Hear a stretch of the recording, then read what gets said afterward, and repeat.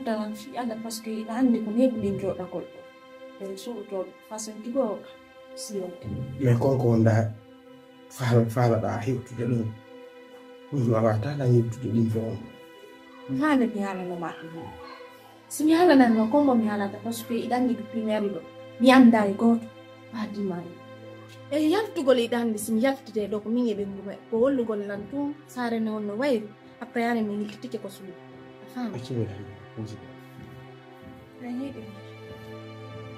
an konko fa da wodi ni ka wonde ndo est ce que ji no wodi ni reda para na annu o min do mi anda ko regle jam ni ya arrête de dire ça tu mi ma telefon ko dum o ta tunu kan amma fa la cousine ma yo nanu ni hersa waram di ka karti mi min la yassa waram ni parce que min e makko idandi ko min bidi ni ko to si mi ambe ngandi dum no ko fulawa mi na on ne na ngare su sta ba be nani dum min do hebi ni cousine jo be ngol famille am nana dum ni mani to ay solution plus vite que possible et kadi ka wonde yewtu de lo la minute qui va suivre il faut que wakilo da avorta mi wawata acceptude dum kande suudu si Mariam nani dum gorko reedi na la mi avort idande so Allah wala no godo tumbi do kila est ce que non ande min kadi Allah si hebi o do est ce que Allah wadata o paw ara o yiyata ko bondo parce que nene makko ko wadi nanko goddo go yo jamfi genti mi hala do tubi gelu anje be ngoma ido wondi do gidanaaji ko duubi jemi min kadi la wondi e ɗum ɗon hannde mi trompani donc komi ari trompuɗa ɓe mum an a yejjiti kaka o voyage enen ɗiɗo wonduɗen wattuɗa walgol iɗannino ka wowde wadde si waɗuɗa lan ɗum parce que min a force situation mi jaɓantano an kadi noon ka wowɗo wadde si jaɓuɗa si waɗuɗa sa wowano andi mo wowa yaade ɗo mettina ɓorde kono wowɗo yaade mettana donc ɓengo abbo centolan cousine min affaire reedu ɗo mi tonganirta miijito noon ɗo e kikiɗe woɗa wolata miijito bibeka hago wiyekiti ko tawaynola ko chambre o forsi situation o ha mi jaɓiri ɗum karana mi ɗettanamo reedu koko mamen avortan ɗum ima si mi avorti ɗum mi lutti e ɗum min mi ani kono sini ma yani min yaw me yide ma be bonna foyer makko parce que ɗum ɗo mi yettata feɓu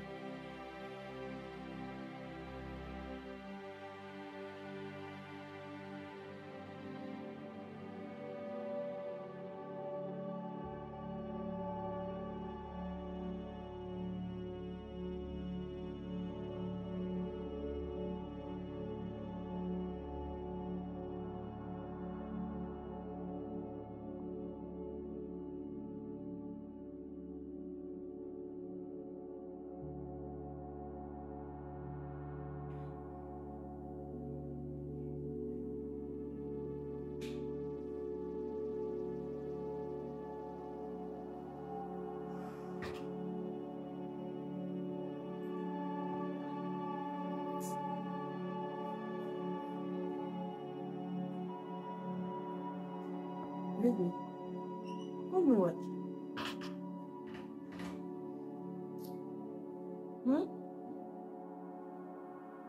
Poi guarda. Poi guarda, di do. Ka con le problema. Ma qui? Calcola tu un problema di un cagone. Tu es sûr que problème di golle? Non mi gitare. Nyamande ndika golle to. Golle kala ko min. Yona ko ɗum annoɗa ɗo ɗon kaɗanade ka il est quelle heure comme ça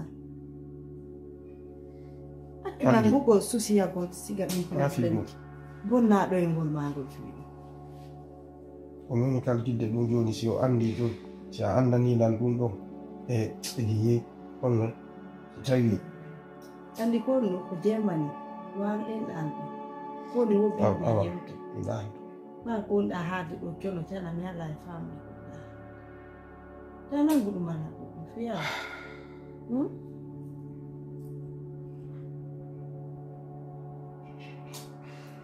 Anani? Walo dada pia.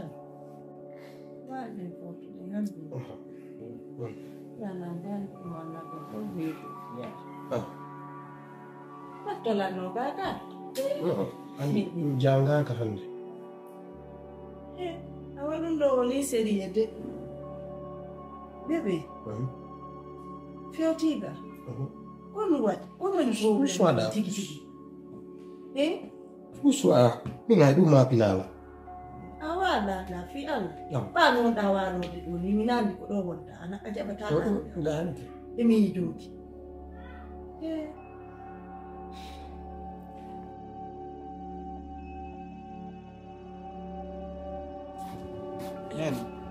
Nene. Kon wa Fi Allah. Wade sab Allah ya fandolla. mi ya fana ma kon wa Ko ni mo wadi Kon waɗa. ko min jetti dimbudo. awalla jaram Ko min jetti fi Allah nene ya fanela. akita o Fi Allah O way. accanela hay. o Nene ko min akita. jetti simi tubani yon akita accanela. akita awadi ko wa ko akita Nene ya fe. mi ya Fi Allah. akita few Nene. tawa akita Nene. few Ay simi geji yon. asa jeji Allah ya fe ko Ay min sa jetti jeji. dai nene. Min kad mi anda ko no wadi inna ma ko mi gerado fi mo. ka ngandi ko Film ndo. Kai la ni. Kono na ya kifi yo litira façon ngoro to. Yo litire. Bomi hala ta. Uzini abola. La famwa. Meta ya mtu kadi. Maria Mimi mkubingwa. ke kadu. Epi nini ka twigi ko esprit honda wa dewe. Anda wunda ko bengu ma hammi jodo ta ko mari ya na fe. Eta wunda da na be bin shete mare da mo da kuyi go to. Aba jani na la kiri. Achimila. jara na mama ya gere ma a gerete bay ko ida ida mema da yimbe nyaatri posa a gerete bay ko ida wo ida mema na yimbe wo be non jabata mema ne Nene. min nen ma jara sa mema ni la min ella wo ala mi da way mun nyaade So yimɓe kono sa mema ni joni wo be jabata be geret fere ala anu le mi da wakkili fi mala O yimi wadi fi dum tay yilam bezu ni yowdo Achimila. Biro ki ko fu billah. Achimila. Hakuna mai Allah. La wayi wonde do. Min bingwa do. Fi bayene ni wondi joni minna mi chanja ya siku de famata. Mimi ke ka ashanja complètement. Mi chanja wonde. Kuma ashanja. Handa ka kare obadi ma so obadi ke ko ya andunu mi na ya jana. Ko min tun jananta afani. Awo. Achulo. Mi Ko akta wonde yewtude ko fiyen famudir. tawaka. No. Ko bele fama, ko bele tawda. Mi fama yoni. Ko bele talan ko no godon watana ko bele tala ko ma ko bele ta ko mi ma. Achu.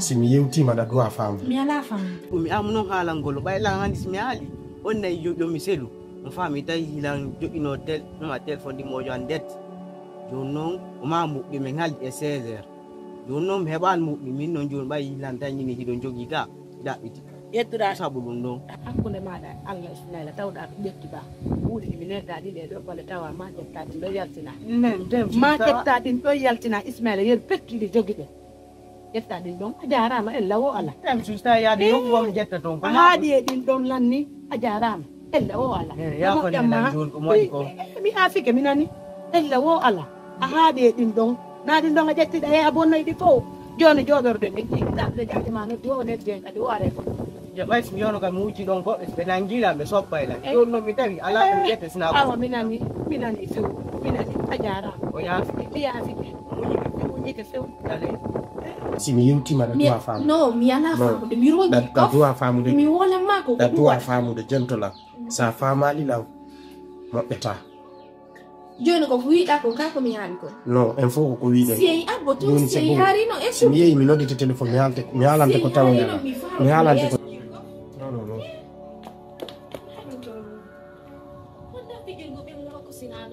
Wanda bebe jekta ko ni ngamu daw journée ma no way. Wallahi mi ron ki.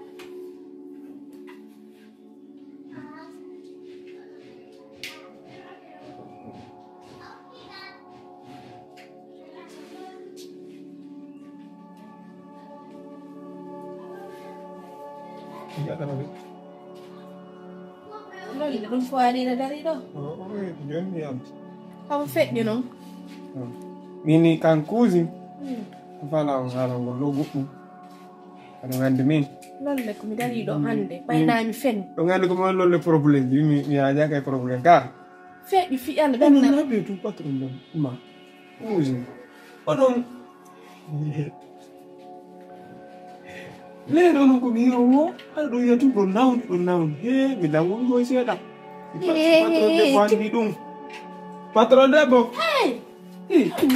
feeti ɗo wolatade sellu ɗum namini nan patron debbo on sella lolle min nan selli hannan selli fof waɗala min komi huuli kota patron debbo andi ɗo ɗo nawdi ɓay dañata ɓiɗo ɗon tuutoɗa lolle sugu ko haala na sugu a faami koɗa uttiniran ngesiɗɗo andi an wadda tawi gongal hakkil ma o mi wontayi ko miro tuuta billa minita ɗo nawdi komi huuli kota patron debbo abboudasi abbo tum jeñani ko yiino ɗala nan tuuta ɗum komi ha few komi defi ko muni ɓe lalla ko ɗum mi tuutata ɓa yiɗanni min mi tuutata min ɗo mi huulta patron debbo andu ɗum haɓu ɓay fu anda on ɗum mi tawno gonɗa awni patron goto he lolle an mi sikka hakkude Allah siɗa mari balɗe subu ko hoola lolle accu he han hakkude Allah han barkitin lolle accu ko yennanamon baba ka mi yennama baɗe subhanallah ta min ɗon ta yimmi barki min mi haalanima wonde gitte ɗen yiw hare hunduko kon bonata min ga hunduko kon yaali hakkude ñalla hunduko kon yaali mi andi yala ko gitte ma ɗen yi kono hunduko ma kono waɗa no fena tumi fene fi on ko gitte ɗen yi lawadi ɗineɗije a faami min ɗo kam billahi abbo ɗum kala ko yiɗa hello patron ne ko si ari tawi ɗo woldi ñaala lolle si a faala mi haalane patron ma goɗɗo yo ɓey jonɗi hambo ɓe ɗum mi wattani ɓeyday accu ɓe ɓeydani kono sugu tun ko woola kalam ɓuri ɓuri ko ɓeydante o ɓeydante ko ɓeeri mina fala wadde ko sambo mom a lolle accu wolugol aw min so ɗuɗɗirande a sudda nde a suddare ko suddinono patron gorgo faala e suddi lolle min numa ɗum no fof min fiƴewno ko kuyen wonno men waɗa min kadi no waɗe mama ñuuku ko jankimo garlam to mi wona dow wonon ley lolle billa lolle joni gasi mi waɗante ko ɓuri wona patron te joni min ko salon ɓosanala koyɗe ɗen ombo min kadi ɓosnolan goɗɗe nde ko jembi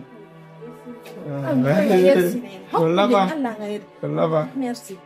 Joni no ye joɗoɗa. Nangenno ton misi jotto ton konen ɗiɗo. Wonno goɗɗum. Nolle min mi wonɗo hande ɓernda wela. Ɓernda wela. Kara ɓe ɓiyon. Ye joɗoɗa. Wonna ɓe ɓiyon. Na yaddoyde ñamete ma. Yow. A yaron kawlam ɗo. Benna yaade. Yaron kawlam ɗo.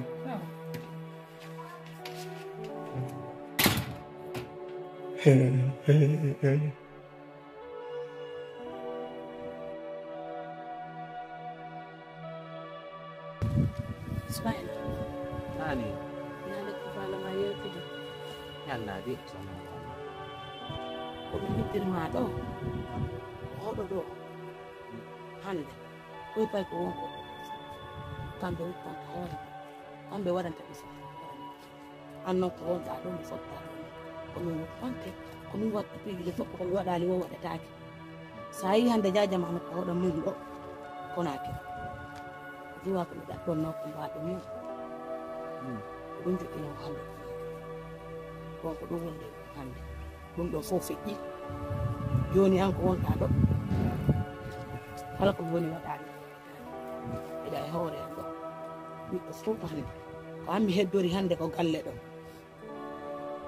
hande ko an mi heddori ko galle ɗo jokki jonde ƴawɗo coñci ma fof ko tuuni nde wonen ɗo ni so mi ƴettali mi ƴi mi wuppu a wuppata a jaka defa a ƴeewa kadi jokki tewdinɗo aɗa ko ɗum mi noddima haja woya sanju acca ca famogo ɗum golle an lesi mi nulima waɗade yawnoɗa waɗade ayi pay ko fof ko waɗani kala nulaɗo waɗe ko tongi e mawɓe maɓɓe ɓe wowno arama kala waɗi golle mon kono coñci maɗi hino coñci ma goɗɗi ko waaliɗa yiɗi bibi wali ndi ɓurni lewru waali fata tefata ƴeewata ƴogantala fus duwa konɗa landa ɓandu ɓiɗɗolle ko ɗaɓɓane ɗum nene mum duwa ɓuure fandude o ɗaɓɓay allah simi wooli ko nene hokkelan 500 nene hokkelan 1000 francs an on ko ɗum ɗon anima so reedu ma ɗum heewi haare ko heddi kon fof heewi an ko ɗum ɗon woni probléme ma ƴettugo golla ma ƴettugo tenanayammi a waɗata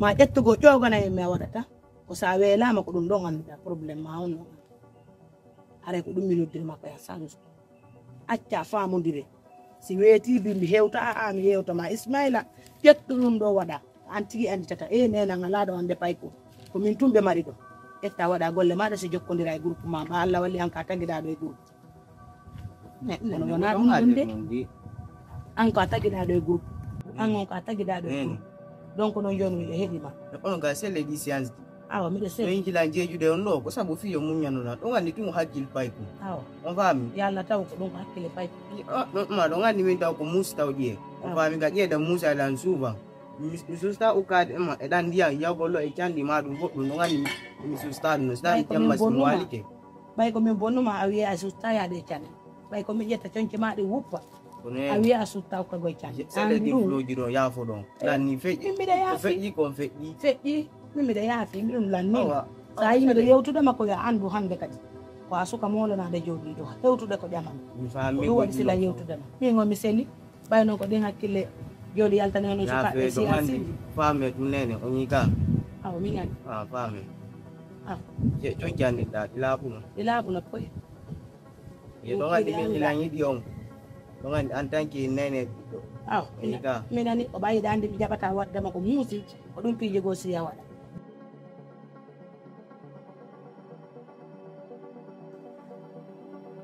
ɗum ɗo ayda ni mi fi woni to non non mi yahi ene bebe noon eyi usima min la yiiramo façon ji fewn ɗo usima no nanda tinngal ngara par ce que reedujo on habbo tun yabbo ça c'est selon moi jar habbo reedujo mais ɓaynimo hersammi o faami joni noon mi faala ya yewtudu e makko si tawi ko ɗum o faala hersugol min mi nodda mo entre bon je vais parler entre jeunes mi explicaramo ɗa wayno ɗaɓɓande suudu o wona feere fitawo si quoi o gêne to ga quoi par ce que na suutimo ɗum ona ɗum nawni de pali o naw aw konno ona on ɗumannorta fi affaire reedu o ala yaltude ko yentotu e yentay ɗum ki en plus ko jiwoni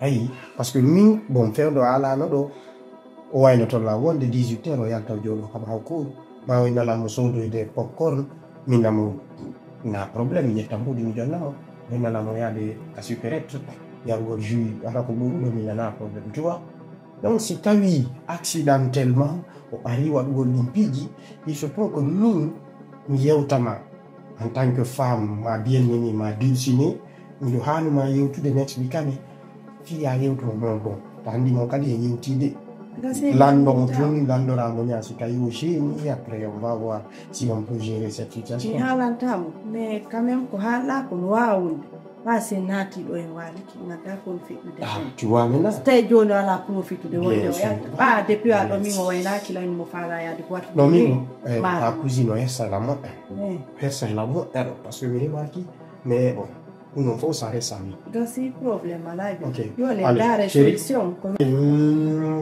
bonne journée nani ñenti voilà anda taw noon na ko ɓe mbiyami ɗo hara ko ɗum gonjina wonde sina ɗum are woni grave de